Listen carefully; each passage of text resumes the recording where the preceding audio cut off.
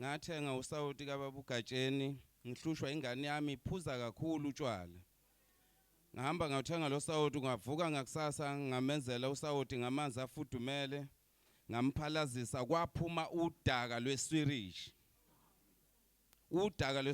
engalwazi ukuthi ngabe lwalivela lapho kuthe kusuka lapho kwakuphuma inkatha yenwele ngaphakathi namanje zikhona la efonini ngithi angizobonga engilozini kababa uGatsheni uthi uNkulunkulu ambusise amen.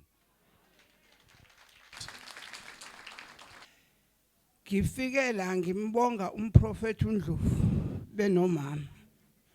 Ngafika kusekhona umama la endlini ubaba umprofeti engakangeni.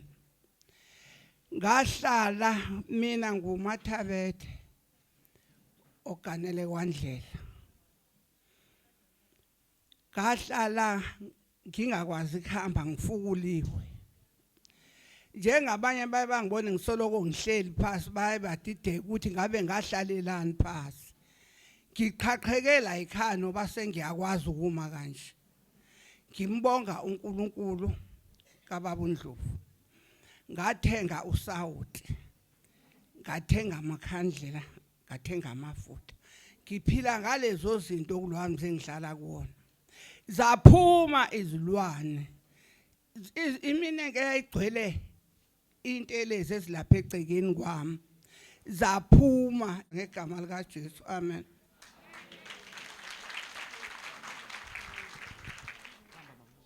Ngizo lethu ubufakazi ngensebenzo kababa kade esinike yona kuleli yasonto ya South.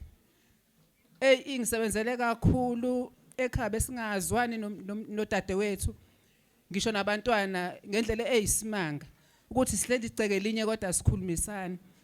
But ngithe mangisebenza ubabethe ene fika usho ukuthi uyikhulumisa ukuthi ukoroba inhlupheko yantoni nantoni obhekene nayo. Ngiyikorobhile bamdlovu inhlupheko yokungazwani kulela khaya. Ngayikoroba ngicathikize ngayikoroba 3 days. Ungisebenzele kakhulu ngiphamisa ukubonga okukhulu okuyisimanga. Siyakhulumisana nomntakamani abantwana bakhe.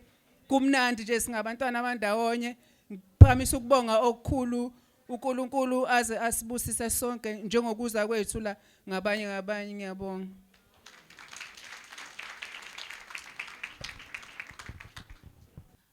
Mina ngisuke eShowe.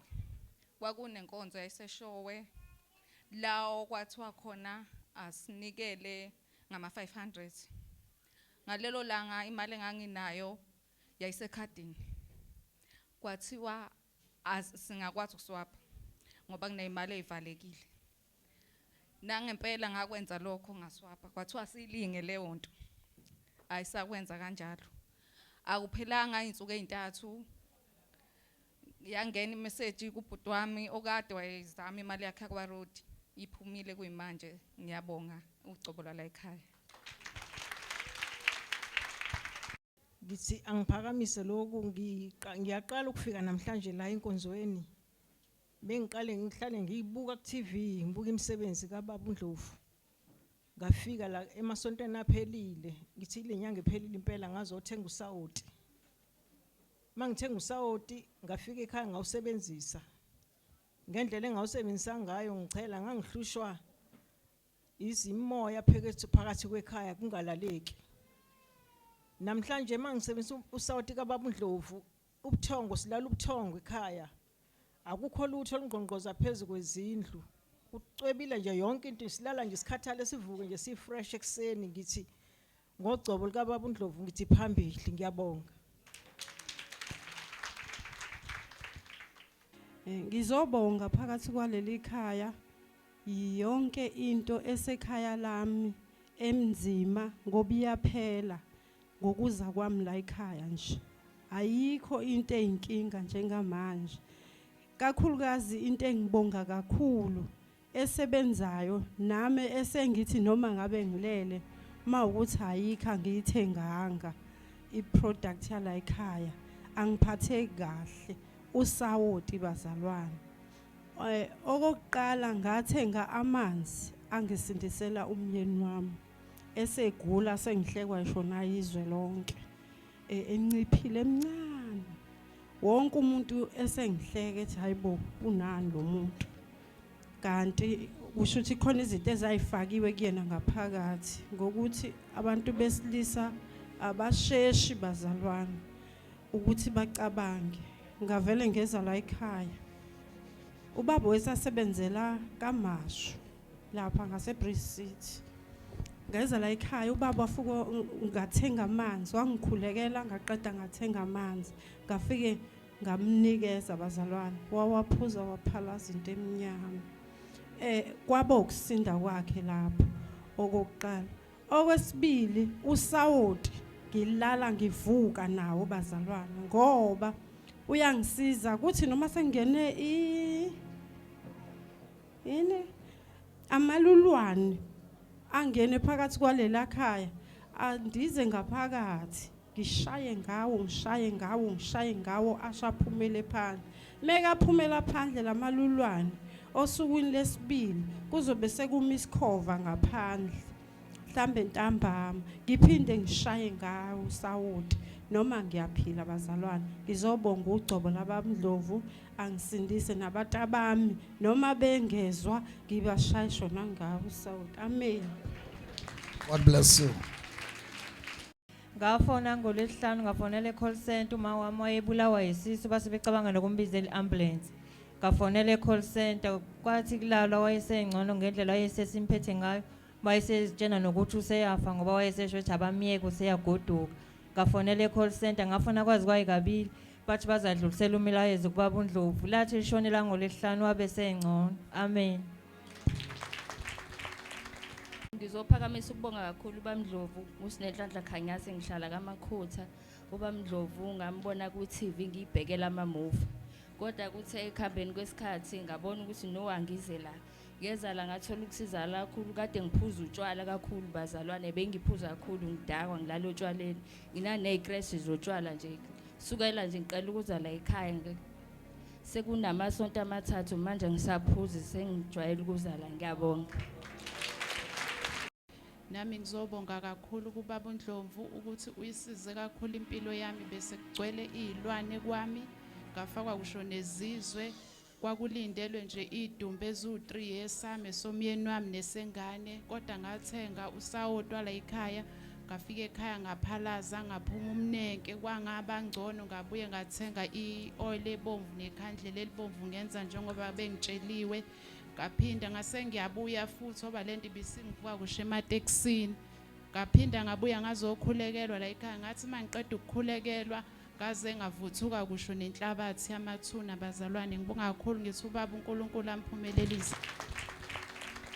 Ngithi mina ngizela ngokubonga ukuthi ngangena la ekhaya nganginey'nkinga noma ngingakapheli kahle inkinga zami, kodwa inkulu kakhulu yayisemsebenzini. Ngangixabana nomphathi wami singezwani, kumanje siyezwana. Ikhaya lami sekuqala ukulunga izinto zonke, ney'ngane sezuthola umsebenzi nebingasebenzi. Nalamanzi nalo sawoti engiyinike zona ngithi kageze nazo, ngiwachele nasegcekeni, ngichele naphezu kwendlu. Wangisiza usawoti, ongakawuthengi usawoti bakwethu la kwaNdlovu akeze, ngisho semakhaya akeze ezothenga usawoti. Uyasiza uwodwa nje, ungaxoxwanga naye. Mina abantwana benkosi ndingumzalwane omtshuntshu eMqanduli e-Eastern Cape. Ndabukela utata uNdlovu eTV. Ndathi ndakumbukela eTV ndamamela, ndabane ndimamela nabantu abangcina amandla kaThixo. Ndabe ndivalekelwe imali ndingakwazi nothini. Bendisithi uba ngaba ndenanelake okanye ndachola noba imali ndiza konakalela izinto ezininzi. Kodwa ndithe ndakumbukela utata uNdlovu eTV, ndathenga amanzi eMthatha, ndathenga ityiwa, ndagoduka. Ndathi ndise-wholesale eMthatha, endaweni yoba ndibhatala i-1,300 ndaske ndayibuyisela ngulo mntu ndibhatala kuye. Xa ndigqiba nje umnika imali wavele wandinikeza slip sala mpahla bendiyithenga nala mali bendimnike yona. Ndizophakamisa ugcobo likatata uNdlovu. Powerful. Bazalwane, ngafikela ekhaya kwakuyisodo bazalwane. Ngafika ngigula bazalwane. Umfundisi wayengangithandazelile ngagoduka engangithandazele. Kwaphela iviki lonke bazalwane ngigula. bazalwane ngisha ngaphakathi ngingakwazi ngisho ukuhamba. Ngathi ngifika futhi ngeviki leliya umfundisi ke wangithandazela ke yonke into ya right baba. Ngithanda ukubonga. Nisamkhumbula? Lo mfana wafika ngakwazi ukuhamba behlele phambili samphuzisa amanzi. Uye ke lo. Wafika nomntwana ngimbelethile bazalwane engakwazi ukuhamba. Uthi mayesho uthi hayi malalila elinye ithambo mangicabanga kahle elinye lila. Uthi ngendlela kwasekunzima kwakunzima bazalwane ngase ngibukhona epartner eving ngathi umphefumulo wakhe uyaphuma vele bazalwane. Kwakunzima kakhulu afika la ubaba umprofeti wamhlalisa esihlalweni sakhe. Hayi wenzi wamkhulekela uthi kwakungathi uziphi bazalwane ukusuka kwethambo nje lizohlala la mali nje. Hayi man awuyiphinde kahle lena ithambo lisuka phi? Ithambo ngathi elinye lila so inyama ma ungabe uhamba uvela uzohamba ufocoka akasakwazi ukuhamba yayibona inyama isihlele yodwa yabo kune space la so sakwazi ukuhamba ngiyambeletha amanyuka itepisi noma ngiyethwele singiyambamba mayefika kuba umpostoli uthi hayi ma wangathi uziphu bese zizwe ithambo ngalozi qe kahlunga uthi ngaqala ke ngahamba kuze kube manje bazalwana akacabanga ngisho kulo ngisho akuthiwa ngithi awukhothela uthi cha ma hawu mina wambaba la ngiyakhomba ngisho iskip amen bazalwana. God bless.